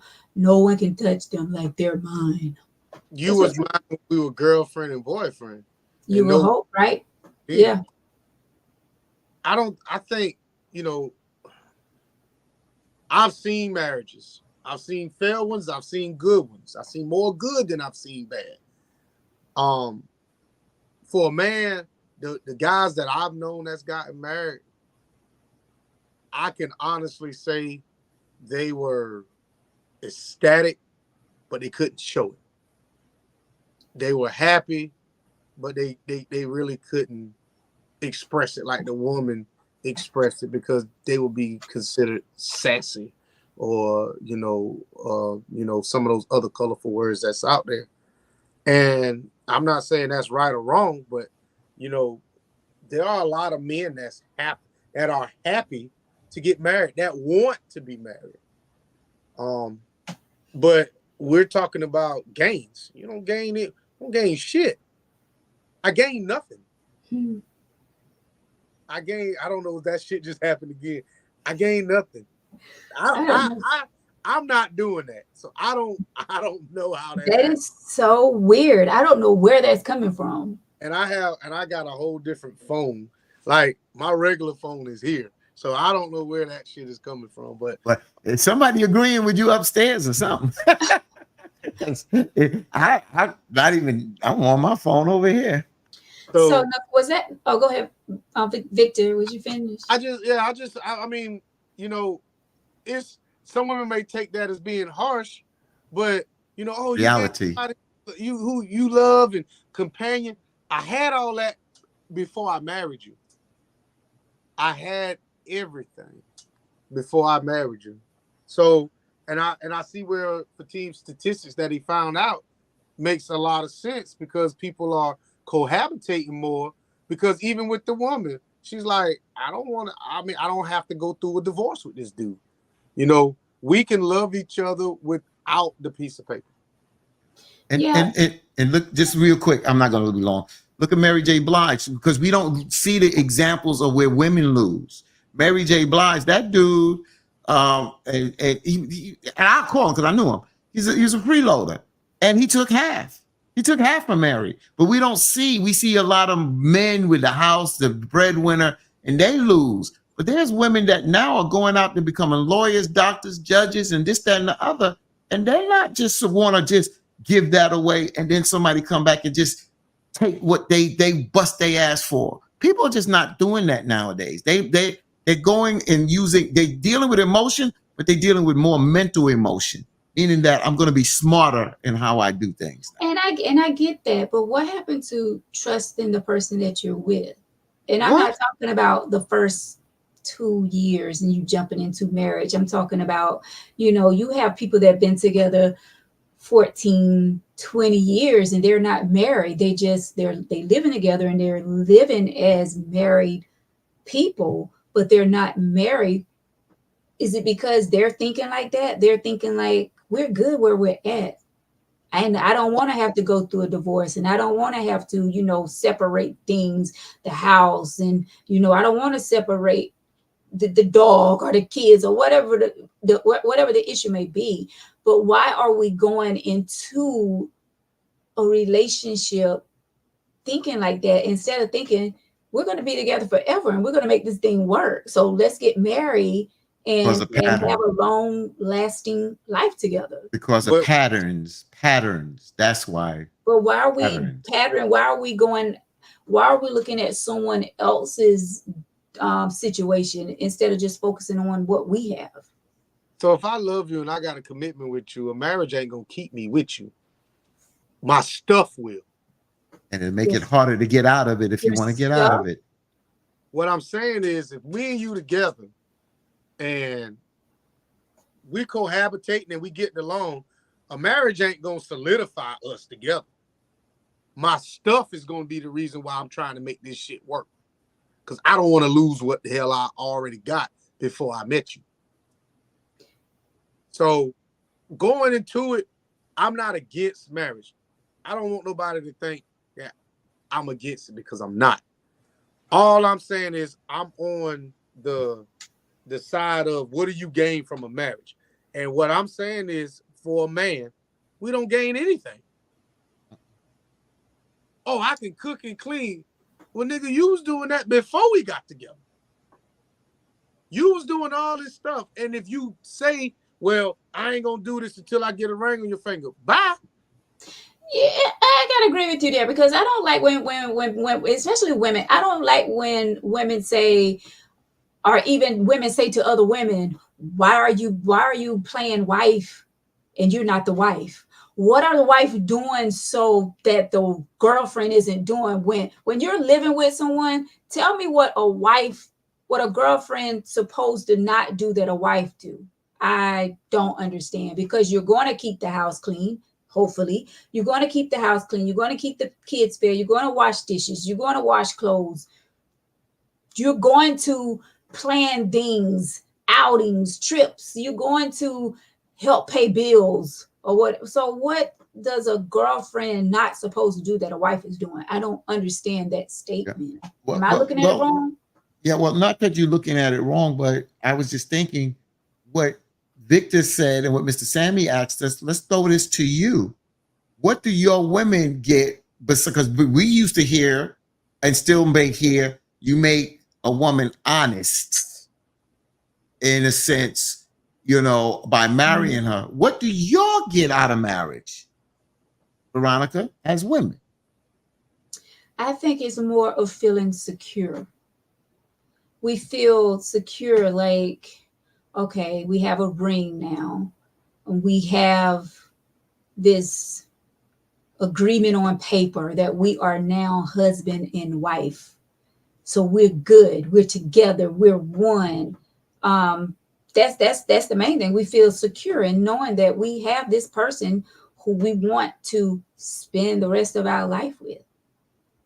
You get a little bit more than that. And I think Victor, that's what you said, women, right? Well, that's how But don't y'all get benefits like, if I'm working in a relationship?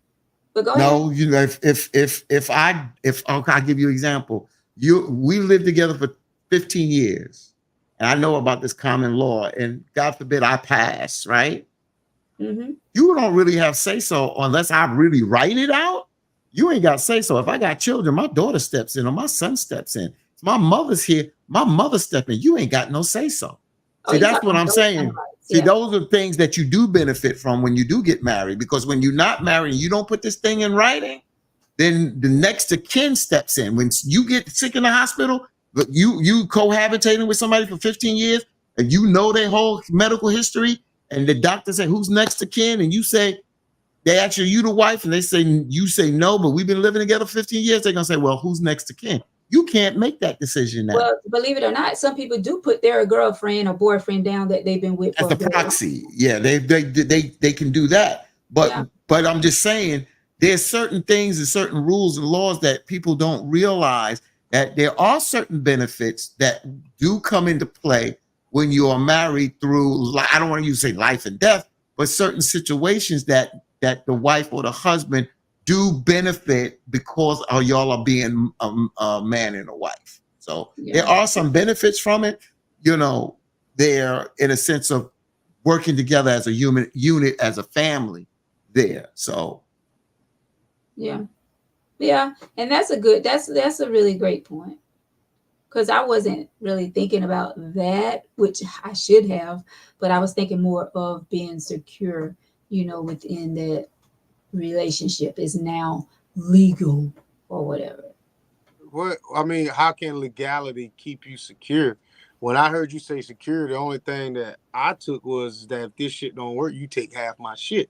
No, I'm not even thinking that. That's how I took it. You should feel secure when we date. You should feel secure, when we stepping out together, and I told you that I'm not going to, ever hurt you and do all this stuff. Like I said, I'm not against marriage, but I don't gain anything by getting married, because I am showing you everything that, I guess, the commitment and everything while we're dating. That's why we continue to be together. I'm showing you this exclusive side of me, that no one else can see. and you just want to get married. Like, that makes no sense to Mm. me. Well, when it came to being secure, no, I wasn't even talking about as far as the money side of things. I was just saying secure, like securing the relationship, locking it in. We are now one. Like you just can't run off. You just can't say, I don't want it no more. Like you really have to go through legal documentation to end what we have. Boyfriend and girlfriend, we can just like that and we go our separate ways. When you locked in marriage, I mean, you know what I'm saying? Like I can still run off and do whatever. I just can't get remarried to somebody else, but I can still run off from you. yeah, And but if we legally, keep it, I mean, you saying, I mean, I get the legal part, but I don't see it. I don't see it. you don't see what I mean when I say secure. Yeah, I don't get it. I mean, I just don't get it. Like you saying you get security of this man not running off for doing this, but he still can do that. He may not get a divorce. He just may not ever come home again and live a life with somebody else. He's still a married man, but That's true. Casey, I don't get it. Look at she somebody said, blushing. What's going on Casey, now? no, because she said something that Bias. because it's a hit at us men. Casey said women marry and seemingly gain another child. So You know, calling us men a child. you know how many other people was taking shots at us all night long, and you just that one. Yeah, it's the only one I just seen that popped up. Yeah, I know. Ah, Oh, Oh, if I something know. then read them. Shoot, if I'm missing, I'm watching the Met game. The Mets lost. I'm watching the Met game as I'm doing this, so I might have missed that. Miss Mets Mary said lost, you so gonna get now I got the what? basketball game on, the female game. I'm not concerned about that too much. Lois, and that's true, Lois. Lois says a marriage certificate isn't going to lock nobody in. That is facts. I mean, we all see people out here cheating that's married. We all see that. I mean, I'm not saying that a marriage certificate will lock someone in. I'm saying not saying that that's gonna hold the person down and not gonna make the person do anything that he's not or she not supposed to do. I'm saying that's what security that I was talking about is more secure when you know that you went through documentation, like y'all are one. Like they say, oh, we now pronounce blah blah blah. And I You're agree now with you. one. And that's what it is. When you get married by law, they're saying, isn't that in the Bible somewhere? You're one when you get married or Yeah. whatever. No. That's Well, what I yeah, meant when yeah, I yeah. said secure. Not saying But that they won't go off and cheat, because we know better than that. I'll put a positive spin on this. I'll put a positive spin because there's positivities here too. So there's pros and cons with this. Everything is not bad or with marriage. Some people pride when you become a wife and become a husband, pride sometimes kicks in and makes you sit up. When I use the word sit up, I'm talking about in life. Stand up and be like, that's my wife, that's my husband. I'm gonna go the extra mile. And sometimes pride does kick in. Sometimes it does give a boost to your ego and make you want to do more because it's a standard in your life that you look at it at as something to achieve. And it can work in a positive way as well. So there's pros and cons to it all. It's just that nowadays people have seen so much negative come out of some marriages, especially marriages that have dissolved, that they don't want the headache with that. They don't want the headache, and they don't want the headache. You don't know how hard it is sometimes to get out of a marriage, man. When you got assets and everything, it's just very, very hard. Mm-hmm. So I'm gonna tell you this, Veronica. I feel like what you gain by being married, two things. It opens doors by being married that the single person can't open. And also it's a status thing that you now have a different select group of people and in my mind, a different select group of activities you do now. I would love to be married because tax purposes as well. You know what I'm saying? I would love that. There's I'm tired benefits of from it. Yeah. damn high ass taxes. But when I'm out and about and I'm with my lady, people gonna look at me different than me saying this my girlfriend, then this is my wife.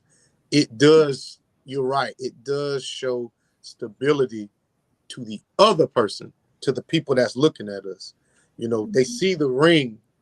You know, if I go to a job interview, you know, for a high level position, I can't think of, and I'm just from what I see, I can't think of too many people in the corporate world that are not married. I don't want to, if my, you know, superintendent or my manager wasn't married, my whole conversation with him would be different if I knew he wasn't married. I would probably, you know, be a little bit more loose. But if he's married, I won't cross that line until he crosses that line if we just having a guy talk. So I think there is, the public perceives you differently when you are married versus when you're not. That's true. Yeah. And did you know there's another thing that men, that. you know, there's another thing that a lot of men shy away from marriage, and I'm gonna tell you why. These big weddings, and you got to pay. A lot of people don't. I mean, in my, you know, my when my sister got married, my father needed to borrow money, and he came to my mom's. That wasn't my mom's daughter. My mom said, I'm not signing on I'm not going in debt because that's your daughter. And I understand how when she was little, you brought her here, I treated her fine. You hooked in her mother. You understand? Because if that marriage goes south, we stuck with the bill. Well, that wedding went south. That money spent. So, you know, so a lot of people don't have that money. A lot of people go in debt for one day. And I understand it's a big day. A lot of men don't, that's not our day, that's your day. And a lot of people don't have that money to dish out. They don't have a dish out for their daughter because it's supposed to be on the father of the daughter, or you got to be on the groom, him or his side of the family. They don't have that money. So a lot of people just shy away because you know what the woman said, I don't want no justice of the peace wedding. I want a wedding. And I understand that if you can do it, fine, then do it. But don't go in debt and start behind the 8 ball. We got to get smarter. We got to get smarter. We got to stop.